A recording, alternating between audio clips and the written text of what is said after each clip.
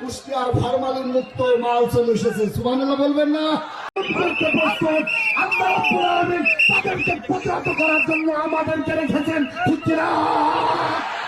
আমার ভাইয়ের, আমার বন্ধুরা, একান্ত আপন জোরে আমার লিল্লাহে তাকবীর।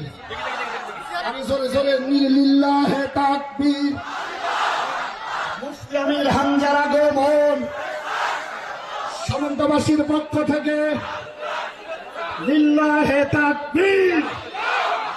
কুষ্টিয়ার ফরমালিন মুক্ত মাল চলে এসেছে। সুবহানাল্লাহ বলবেন না?